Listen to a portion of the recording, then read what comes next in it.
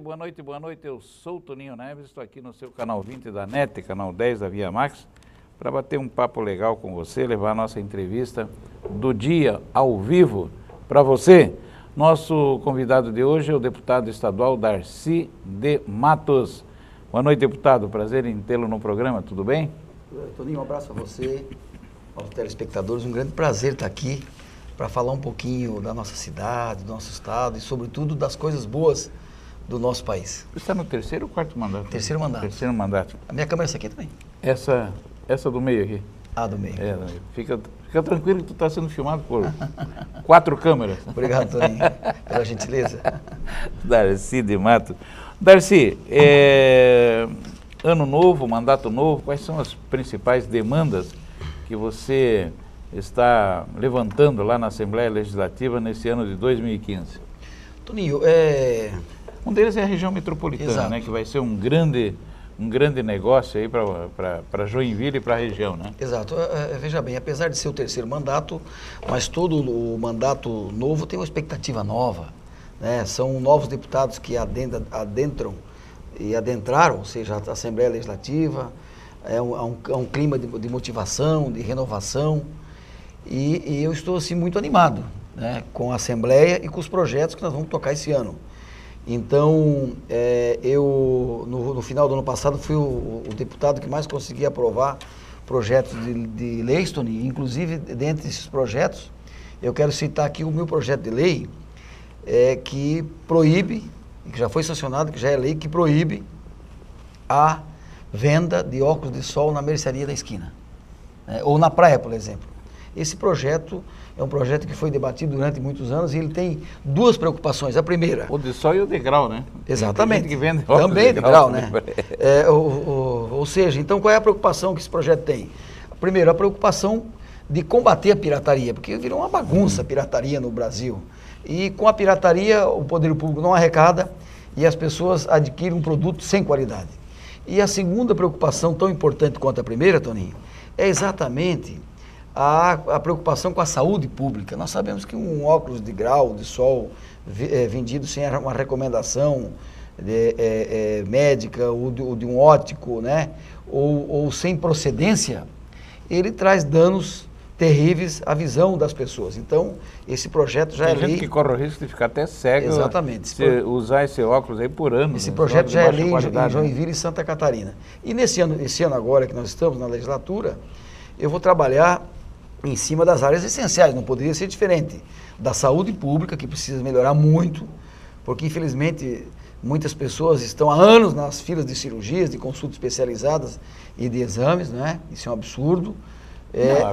Aqui o número ultrapassou, saiu publicado, mais de 100 mil pessoas na fila aguardando consulta, aguardando isso é um absurdo. Exame, aguardando cirurgia, né? Isso não melhorar, Joinville, né? Nós não podemos sossegar, porque a saúde é a prioridade das prioridades. O asfalto é importante, mas se esperar alguns meses a mais, tudo bem. A doença não espera, a doença mata. Então a saúde é a prioridade das prioridades. E vou continuar trabalhando em cima da segurança pública, né, que precisa ser melhorada também.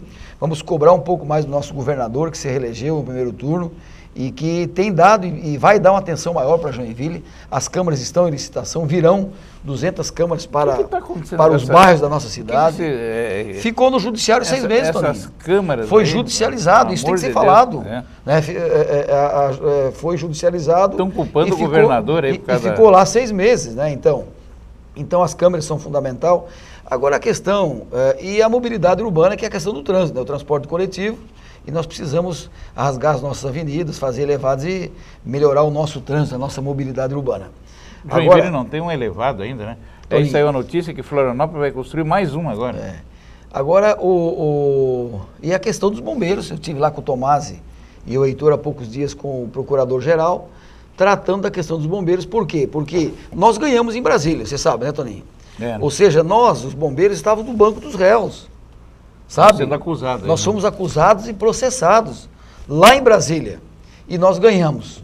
E então eu fui com o doutor Lio no Ministério Público, com o Tomasi, exatamente pedir que o Ministério Público faça esse convênio da fiscalização de casas de shows e motéis e hotéis, também com o bombeiro voluntário. Por quê? Porque hoje o bombeiro voluntário fiscaliza, por exemplo, uma sociedade, né?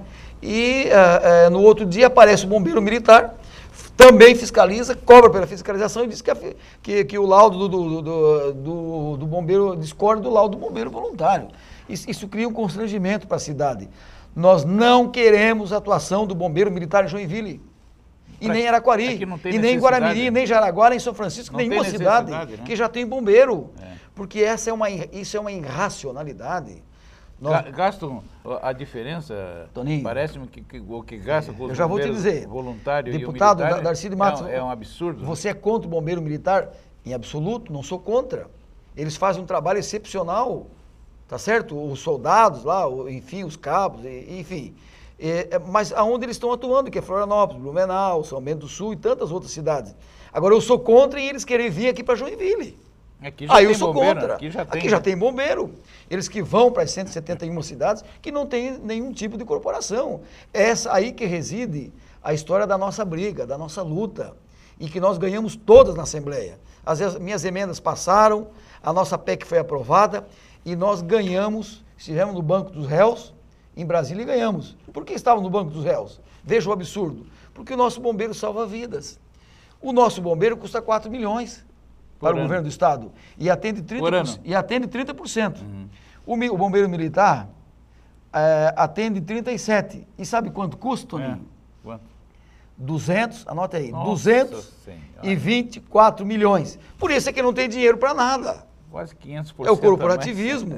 Isso é um absurdo, né? Então, a minha luta continua pelos bombeiros voluntários. Você não foi... Parece que você chegou a ser ameaçado até por um coronel lá. Quando eu falei todos... Você foi ameaçado por um coronel, estou sabendo? Quase fui agredido. Coronel lá... Claro que eu ia apanhar do cara, o cara tinha 2 metros de altura, mas não corri. Não correu do pau? Não. Por quê? Porque quando a causa é justa... O coronel você tem que enfrentar. Porque eu falei todas essas verdades numa audiência pública. E a outra questão é a questão da educação infantil. Nós precisamos de mais CIs. A prefeitura está fazendo parceria com a comunidade, mas nós temos que ampliar o oferecimento de vaga para as nossas crianças, né, Toninho? A questão, eu sei que você é deputado estadual, mas tem a questão federal aqui, que é a Universidade Federal está parada, né? A BR-280 parada. Que sacanagem é essa do governo federal com a nossa região aqui, Darcy de Matos? A retirada do nosso trilho aqui tá... da zona sul da cidade parou ali, nas imediações da rodovia do Arroz, um absurdo. Né? As grandes obras federais não andaram. Essa é a grande verdade. E a retirada do trilho da área urbana é fundamental, por quê? Porque o trilho, ele desvaloriza as casas, os imóveis que estão ali de fundo para o trilho ou de frente, é um absurdo, né? Desvalorizou muito. Traz ruídos, estraga as residências, e ali nós poderíamos fazer o que Londrina fez. Londrina tirou o trilho e fez uma grande avenida, poderíamos ter um binário, a Monsenhor Gersino com a avenida no trilho, quando ele for retirado, para melhorarmos a mobilidade da Zona Sul. Toninho, então veja bem, as obras federais não estão andando. E agora essa crise danada aí no país, impressionante. Porque veja bem, os caminhoneiros já estão dando gastaram todo o nosso dinheiro e o governo federal deveria ter feito o quê? Ter optado por equilibrar as contas públicas de que forma? Diminuindo os gastos públicos e cortando os cargos comissionados. Isso é gestão pública. Não, optou pelo caminho mais fácil, Toninho, que é meter a mão no bolso do trabalhador.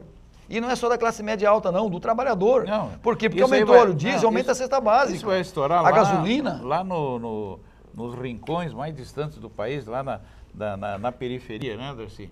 Essa situação absurda aí. Tu vê, então, os caminhoneiros estão parando o país, né? Mexeu no óleo diesel, você mexe no Brasil. E a qualidade das estradas, um absurdo, né? Então, Toninho, com relação, por exemplo, veja bem, esse dia eu ouvi o Cristóvão Buarque, senador, e ele fazia uma reflexão muito interessante. Há 10 anos atrás, nós éramos um país emergente, em franco crescimento. País respeitado no mundo, né? No mundo, nós tínhamos a impressão que nós íamos nadar em petróleo, que resolveríamos todos os problemas da educação, da saúde. Gente, e após 10 anos nós estamos sendo motivo de chacota no mundo inteiro. Verdade. O que houve? Onde é que nós erramos, Toninho? Que absurdo. E no banco dos réus, né? Porque estamos sendo processados aí pelos Estados Unidos, né? Então, veja bem, agora eu estava lendo um pouquinho hoje sobre a questão da educação. A presidente Dilma disse que a prioridade dela vai ser a educação. Ora, como a prioridade dela vai ser a educação se ela cortou 30% dos custos dos recursos das universidades federais. Ela modificou o FIES. O FIES agora você tem uma linha de corte através do Enem. Quer dizer, todo jovem que não, para ter acesso ao FIES, tem que participar do Enem, e a linha de corte é 450 pontos. Ora, você está tirando o carente, o aluno da escola pública do FIES. Por quê? Porque até então, até a chegada desse ministro da Educação novo aí, todas as pessoas que iam na Sociesc, na Univille, enfim, nas faculdades qualquer, tinham acesso ao FIES, o carente, o pobre tinha acesso ao FIES e estudava. Não, agora, com essa linha de corte de 450 pontos, vai realmente colocar o dinheiro do FIES na mão da elite brasileira. E mais do que isso, e está com atraso, não está pagando o Pronatec. Quer dizer, e vai priorizar dessa forma a educação no Brasil? Eu não estou entendendo o governo federal, Toninho. Sinceramente, estou preocupado. O que, Darcy, nosso primeiro intervalo eu já vou chamar. Eu estou aqui no oferecimento da AGEMED, o plano de saúde mais completo. Comigo também, a Ambiental Engenharia, nossa Ambiental Engenharia, cuidando de Joinville, limpando Joinville, mantendo a cidade limpa. A Fogelzanger, lá do meu amigo Márcio Fogelzanger. Comigo também a Tintão, do meu amigo José Roberto Pereira. A Cetracajo, presidida pelo Ari Rabaioli. Um abraço para o Ari. O despachante Guerreiro. Alô, boa noite, Guerreiro. Também a água Skin, essa água maravilhosa da Skin. Mostra a aguinha aí, vamos mostrar? Tá beleza? Boa, viu? Então tá bom. A melhor água mineral, uma das melhores águas minerais do mundo, a da água da distribuidora de água de bebida Joinville, do meu amigo Eloy. Alô, Eloy, tudo bem aí? Estamos aí com a água da Skin. Beleza, nós vamos um rápido intervalo e já voltamos. Estamos aqui também no oferecimento da Naduville. A Naduville em 4 pontos, no ginástico, no América, na ABB e no Guarani de Piraberaba. Um instante só, nós já voltamos.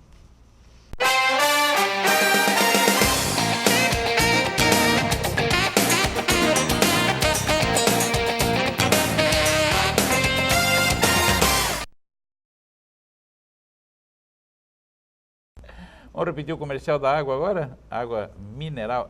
Tá aí, beleza? Tá aí. Eu quero dar um toquezinho também do Maga Tattoo. 23 anos, pioneiro no body art em Joinville. Tatuagens, piercing, remoção de tatuagem a laser, venda de materiais para tatuagem.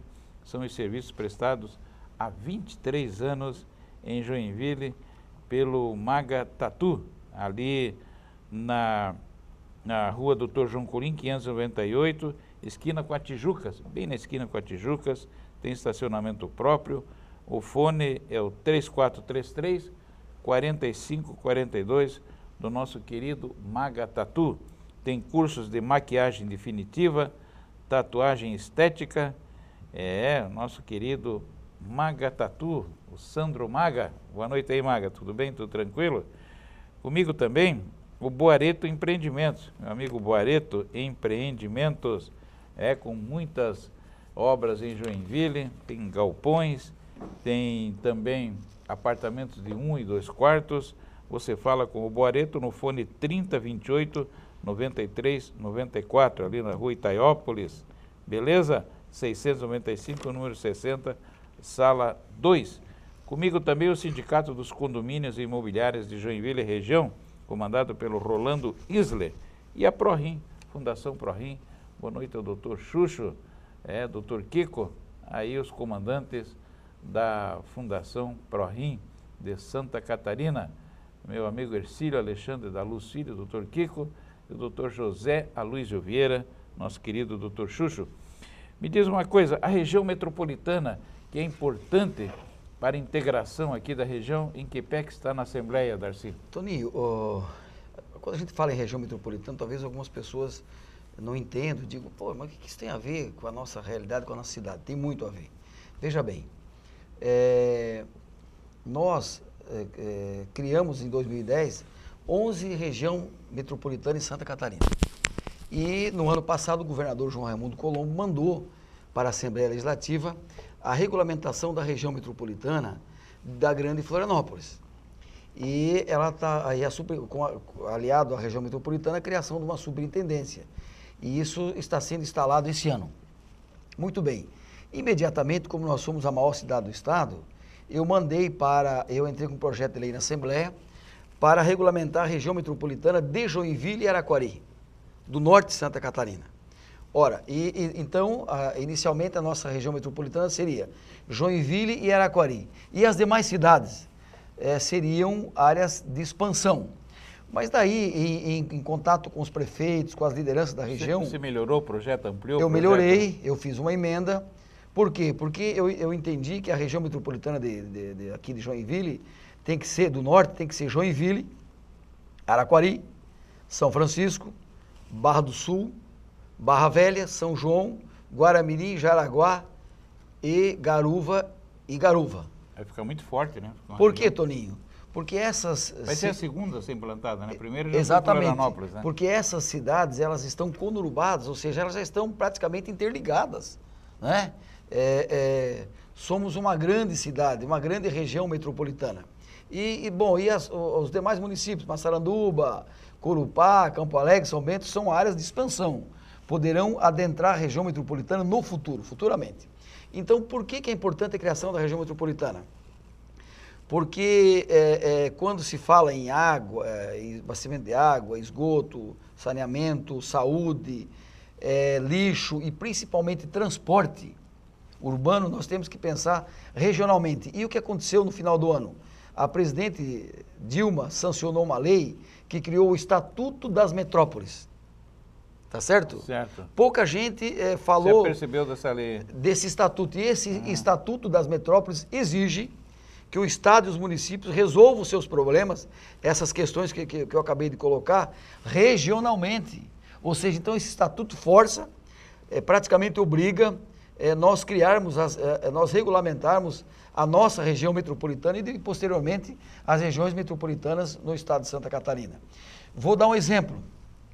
No programa Minha Casa Minha Vida, se nós tivéssemos a região metropolitana, o subsídio seria um pouco maior para as pessoas que adquirem, que entram no programa Minha Casa Minha Vida.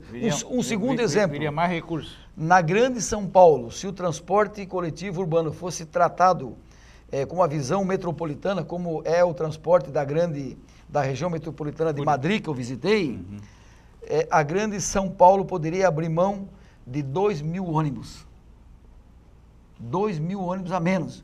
Quer dizer, isso melhoraria em muito a mobilidade daquela cidade, daquela região. E isso pode acontecer aqui em Joinville. Então, esse projeto é um projeto de fundamental importância. Curitiba é assim com São José dos Pinhais? Exatamente. Né? Nós temos a região metropolitana de Curitiba, que eu já estou agendando uma visita daqui a alguns dias. Quero levar o vereador Bento, porque ele sempre tratou muito desse tema também na Câmara de Vereadores.